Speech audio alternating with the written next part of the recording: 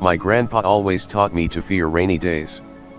He would tell me these stories about Redvark, the local maximum security prison. He would tell me about the violent criminals, and the deeds they did to end up there. He would explain to me how some of these men were so dangerous that they couldn't be trusted to live in normal jail cells, that they needed to be chained to the stone walls. My grandpa would tell me about rainy days and stormy nights. How the rain would weaken the stone, and how these men could pull the chains right out of the wall, if the weather was bad enough. He showed me newspaper clippings of escapees. There was always a handful per year.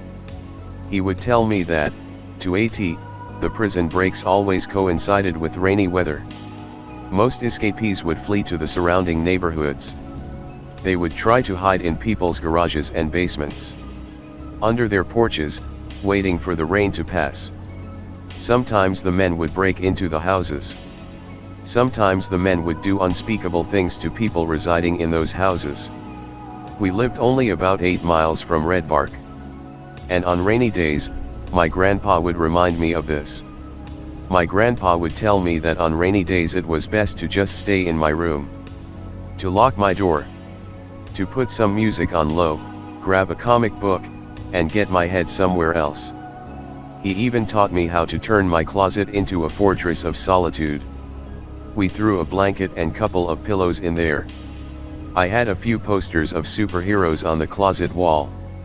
I kept a box of comic books and baseball cards in one corner, and a metallic foot locker filled with junk food and cassette tapes in the other.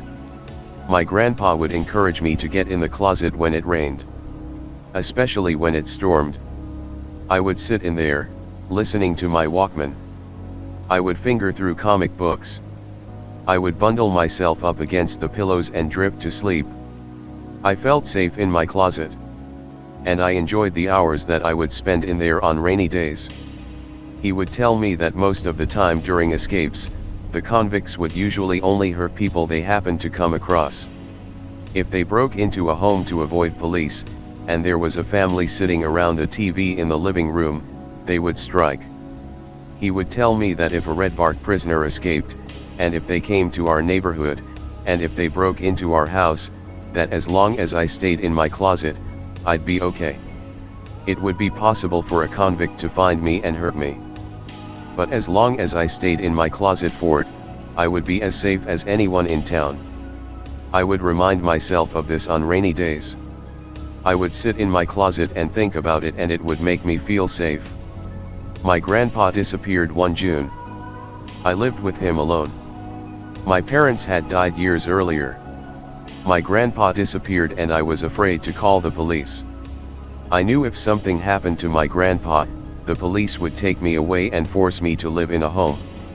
I didn't want to live in a home. I had a home. I kept his disappearance to myself for over a week. I would walk myself to school. I knew where Grandpa kept emergency cash, and so I would take a little here and there to the corner bodega and buy some milk and sandwich meats.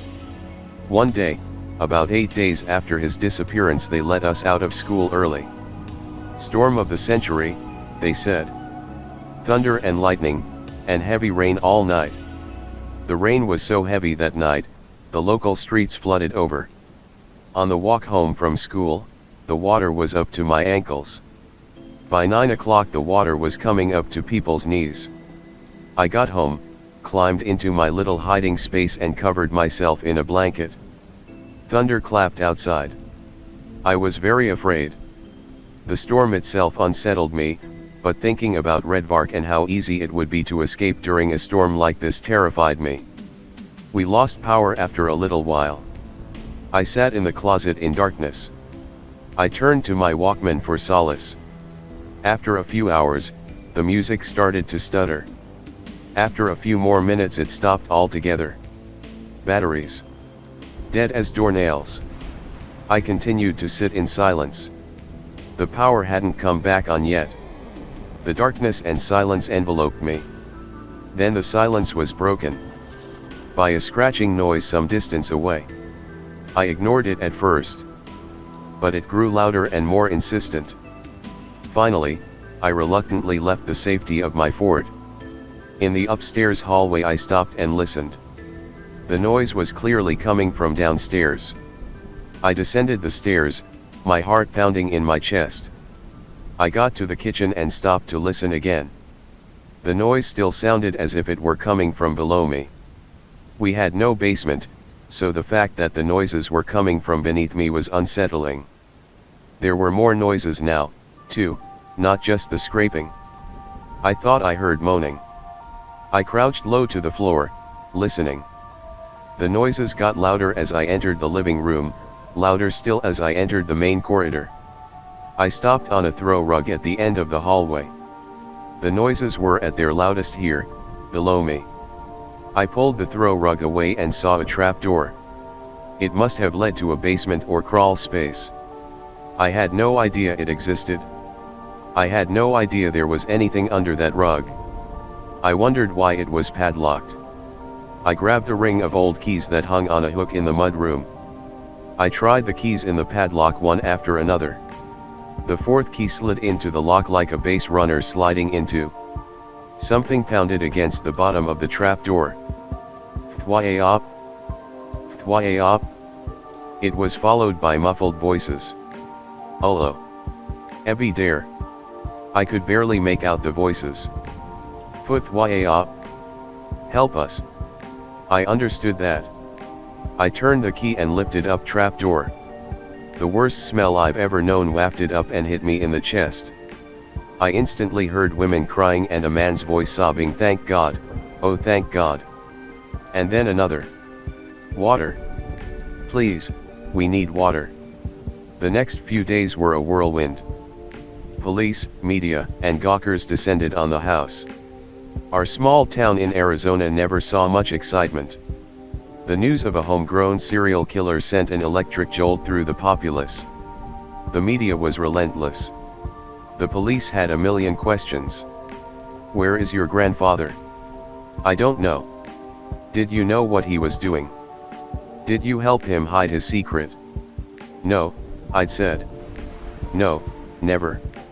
Did you help your grandfather bury the bodies in the backyard? No. You must have helped. They'd said. No. You must have helped. An old man like that wouldn't be able to dig in the Arizona clay all by himself.